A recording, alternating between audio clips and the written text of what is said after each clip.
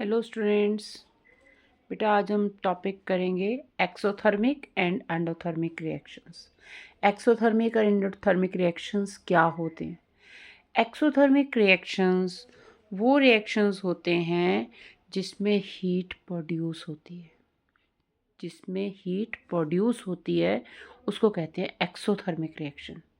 और एंडोथर्मिक वो रिएक्शन होते हैं जिनमें हीट प्रोड्यूस नहीं होती, रादर उन रिएक्शन को होने के लिए हमें हीट या एनर्जी किसी भी फॉर्म में देनी पड़ती है। वो रिएक्शन एनर्जी को अब्जॉर्ब करते हैं या उनको एनर्जी रिक्वायर्ड होती है उन रिएक्शंस को होने के लिए, उनको बोलते हैं एंडोथर्मिक रिएक्शन। तो पहले हम एग्जांपल करते हैं एक्सोथर्मिक रिएक्शन के। एक्सोथर्मिक रिएक्शन में क्या होता है कि रिएक्शन होने के में एनर्जी प्रोड्यूस होती है। फॉर एग्जांपल अगर हम बात करें कि respiration is an exothermic reaction. Respiration is exothermic है क्योंकि अगर रेस्पिरेशन करते हैं तो ऑक्सीजन इनहेल करते हैं, वो ऑक्सीजन हमारे ब्लड के ग्लूकोज के साथ रिएक्ट करती है और एनर्जी प्रोड्यूस होती है which is stored in our body in the form of ATP molecule. Adenosine triphosphate की फॉर्म में वो एनर्जी स्टोर होती है, तो एनर्जी प्रोड्यूस हुई ना, that's why it is called exothermic reaction. उसी तरह से अगर हम क्विक लाइम क्या होता है? चूने का पत्थर, ठीक है, कैल्शियम कार्बोनेट। तो उसमें अगर पानी डालते हैं तो पानी थोड़ा सा गर्म हो जाता है, तो that is also exothermic reaction. क्यों? क्योंकि इसमें हीट प्रोड्यूस हुई, ठीक है। और इसके अलावा अगर हम बात करें एक्सोथर्मिक रिएक्शन में कि जो ऑर्गेनिक वेस्ट होता है, ऑर्गेनिक वेस्ट को अगर हम पिट में डालकर फ्यू मंथ्स के लिए रख देते हैं तो it will turn into compost, खाद में बदल जाता है ना। ये भी एक एक्सोथर्मिक रिएक्शन है। Similarly burning of natural gas, CH4 is a natural gas. Natural gas को बर्न करते हैं तो भी इसमें क्या फॉर्म होता है? Carbon dioxide, water in the gaseous form, vapour form में होता है। तो energy is produced means exothermic, right. और एंडोथर्मिक रिएक्शंस क्या होते हैं? जिसमें एनर्जी अब्जॉर्ब होती है या जो रिएक्शन होने में एनर्जी की ज़रूरत होती है। फॉर एग्जांपल कुकिंग में एनर्जी की ज़रूरत पड़ती है, गैस जलाते हैं, राइट। तो हीट एनर्जी देते हैं तभी वो रिएक्शन होता है, तभी कुकिंग होती है। तो this is also endothermic reaction. ये एंडोथर्मिक रिएक्शन है क्योंकि इसमें एनर्जी हमने दी। उसी तरीके से फोटोसिंथेसिस में भी क्या होता है? एनर्जी इस प्रोसेस में यूज़ होती है। कौन सी एनर्जी? सनलाइट की एनर्जी, लाइट एनर्जी यूज़ होती है, राइट। अब जैसे हम इसमें बात करते हैं कि carbon dioxide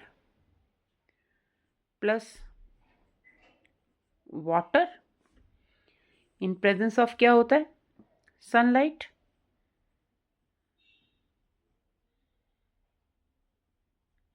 and chlorophyll.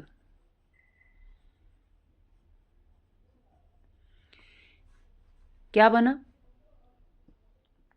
Photosynthesis में? C6H12O6, यही फॉर्म हुआ, ठीक है, प्लस ऑक्सीजन, ठीक है। अब इसमें हम बैलेंसिंग भी साथ साथ करते हैं। अब कार्बन कितने रिएक्टेंट, एक तरफ लिखते हैं रिएक्टेंट, एक तरफ प्रोडक्ट, ठीक है। कौन कौन से कंपोनेंट्स है? एक कार्बन है, ऑक्सीजन है, हाइड्रोजन है। Carbon, oxygen, hydrogen. कार्बन कितने? रिएक्टेंट में कार्बन 1, ठीक है, प्रोडक्ट में कार्बन 6। रिएक्टेंट में 1, प्रोडक्ट में 6। अच्छा, अब हम ऐसे करें, रिएक्टेंट में भी 6 कर ले। रिएक्टेंट में 6 करने के लिए हमें क्या करना होगा? कार्बन डाइऑक्साइड का यहाँ 1 मॉलिक्यूल है ना, तो हमें इसे 6 मॉलिक्यूल ले लेते हैं ऐसे। तो अब ये 6 हो गए, तो यहाँ पर कितने हो गए? 6, राइट। अब ऑक्सीजन की बात करते हैं। अब कार्बन डाइऑक्साइड के 6 मॉलिक्यूल का मतलब ऑक्सीजन टोटल कितने ऑक्सीजन हुए? 6 टू ज़ा 12 ये और 1 ये, टोटल कितने हुए? 13 एटम्स ऑफ ऑक्सीजन। प्रोडक्ट में कितने हैं? 6 और 2 8, राइट, 8। हाइड्रोजन की बात करें, हाइड्रोजन 2, राइट, इधर आ गया हाइड्रोजन 2 और इधर कितने 12। अब हमें बैलेंसिंग करनी है। चलो कार्बन की तो यहाँ पर बैलेंसिंग हुई है, राइट। ऑक्सीजन 13, इधर 8, इधर ऑक्सीजन बढ़ाने होंगे हमें, है ना। तो ऑक्सीजन बढ़ाने के लिए हम क्या करें, हम ऐसे करते हैं, हम इधर अगर बढ़ाएं तो 6 2 ज़ा 8। चलो ऑक्सीजन को बाद में करते हैं, तो पहले हम हाइड्रोजन को करते हैं। हाइड्रोजन को कैसे करें, हाइड्रोजन इधर कितने 12, इधर कितने 2, तो यहाँ पर हम 12 आसानी से कर सकते हैं। इसको कर देते हैं पहले, ये 6 2 ज़ा 12 हो गए, तो इधर भी 12 हो गए और इधर भी 12 हो गए, हो गया कंप्लीट, ठीक है। अब हम ऑक्सीजन की बात करते हैं। चलो अब यहाँ पर चेंज हो गया, अब इसका कैलकुलेशन बदल गया ऑक्सीजन का, कितना 6 2 ज़ा 12 प्लस 6, ये 6 हो गए ना, 6 वाटर मॉलिक्यूल हो चुके हैं, तो ऑक्सीजन कितने हो गए अब टोटल 6, ठीक है। अब यहाँ पर 6 2 ज़ा 12 और ये वाले 6 कितने हो गए 18। अब ये कितने बन गए 18 हो गए।